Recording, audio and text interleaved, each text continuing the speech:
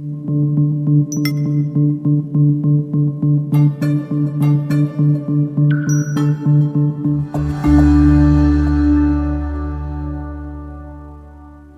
are predicting that the worst is yet to come, which is unfortunate, said one person here.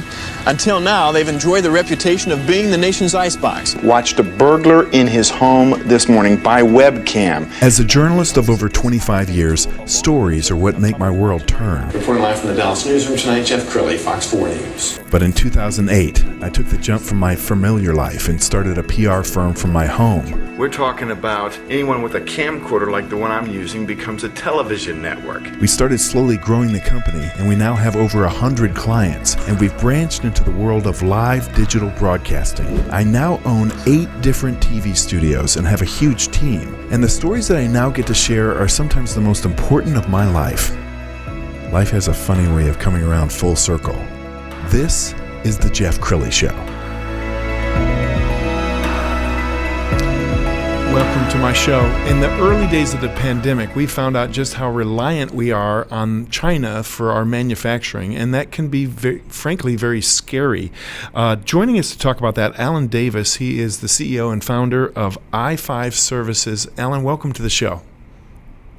Thanks, Jeff. Happy to be here. Thanks for having me. Yes. Well, we had a conversation a couple of weeks ago about your company and what you guys are doing, and I was just blown away. Can you share with my audience what it is that i5 does?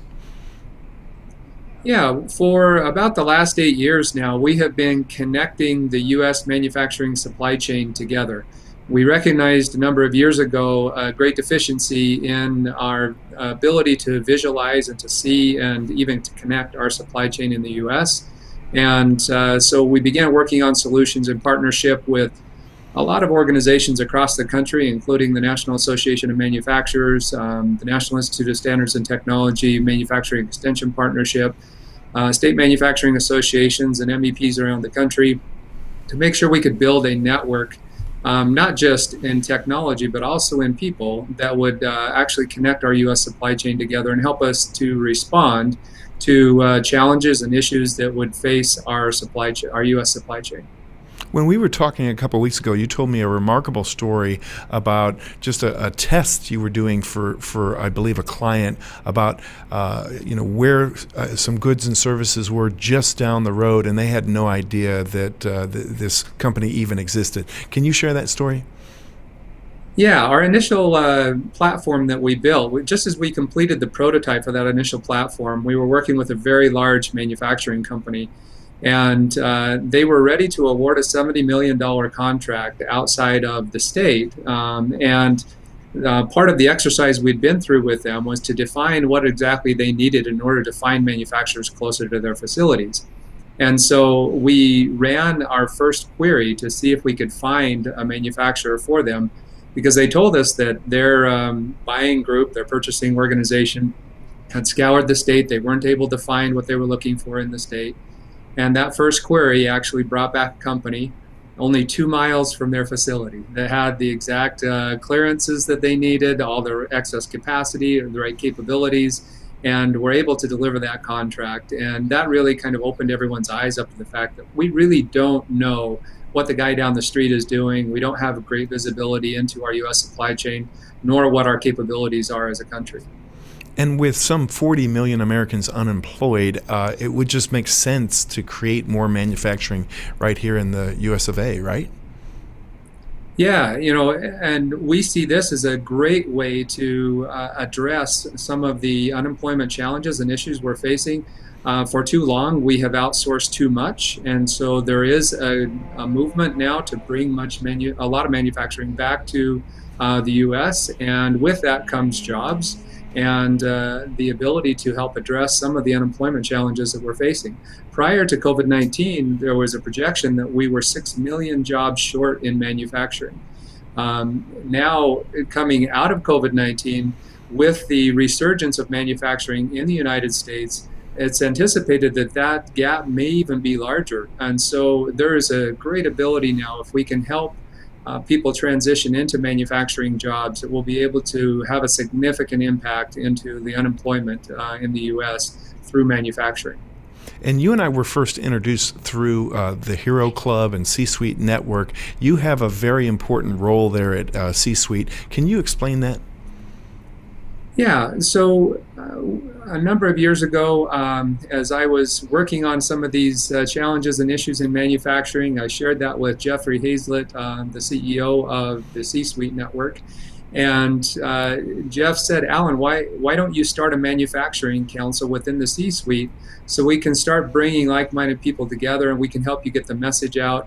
And so I now chair the manufacturing council for the C-suite network.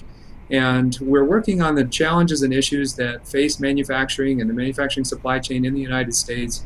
Specifically, Jeff, I think I shared this with you, but as we look at kind of the critical supply that we need in the U.S., there are four main areas that represent possible issues to national security that we need to ensure we are very solid going forward in these four areas. And they are the area of defense manufacturing, the area of food manufacturing, pharmaceutical manufacturing, and medical supplies. And I think that has really come to the forefront through COVID-19. And that's part of what we're discussing on the C-Suite Manufacturing Council is what does that blueprint for the future look like? And how do we help our country realize that blueprint? Yes, and this is something you guys have been dealing with for a while now. It's just finally making headlines around the globe. We've got some video of a recent C-Suite Network Manufacturing Council meeting that you did via Zoom. Tell us more about the folks that you've brought together on that council. Yeah, fantastic. I feel so privileged to bring together experts from around the country and from different areas and focuses within manufacturing. On that particular webinar that we just saw, we had a small manufacturer actually from Canada. We had people who represent workforce in manufacturing on there. We had Joe Morgan, who's got 25, 30 years of manufacturing experience in every role from being on the production floor to being the CEO of numerous manufacturing companies. So just a tremendous amount of deep experience and domain knowledge as we bring together those council meetings, and a tremendous amount of value as we hold those discussions with thought leaders around our country about how we really do reshape manufacturing in the U.S. And so the trend over the past half century has been, let's take all these manufacturing jobs and send them to China. Does that need to be reversed? Yeah, great question. I think we made some fairly fatal mistakes, particularly as you look at the numbers between, let's say, 2000 and 2010 or 2012, somewhere in that range. 78,000 manufacturers closed their doors. 6 million jobs were lost in manufacturing over that period of time. There was a massive movement to push manufacturing overseas, a belief that our manufacturing could be done more cheaply, really, in China and other places. And so that big movement, I think, caused more of an impact than we really realized at that time. And so there's a tremendous need now to shore back up our manufacturing capabilities in the United States and to bring much of that manufacturing back, particularly in those four areas that I mentioned earlier, but also in other areas of manufacturing. Manufacturing doesn't just impact the manufacturing sector. When we impact manufacturing, we touch every single other sector. And when a job is created in manufacturing, it creates 1.4 additional jobs in other sectors in and around manufacturing. And so not only did we see that, but we also saw that we took a step too far in not just outsourcing manufacturing jobs, but we started to send our intellectual property.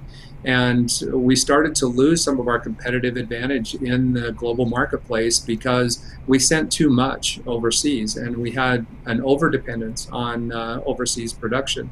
And so as we begin to correct some of that and bring some of that back, we can be very deliberate and very intelligent about the way we do that. But part of what needs to come back is some of the innovation that we sent over as our research and development and all of that very innovative part of manufacturing is critical to our future development of manufacturing. One other thing that I would share is just in the U.S., the number of patents filed in the United States by U.S. companies has dropped below 50%.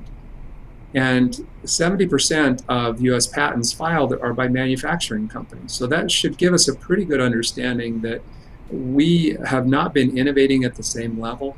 Now, granted, there's not the same emphasis on patents as there used to be, but it also is definitely an indicator that we should be watching and learning from and understanding that there is a great deal of innovation that we lost during that period of time, as well as the jobs in the production.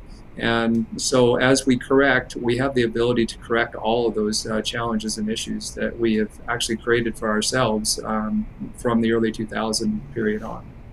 Outstanding. Well, thank you, Alan, for everything you're doing to make this a stronger country. We're going to put your website up on the screen. i5services.com is the website. Alan Davis from i5 Services, thank you for being on the show. Jeff, thank you so much. Appreciate it. You bet. And that's it for now. We'll see you next time.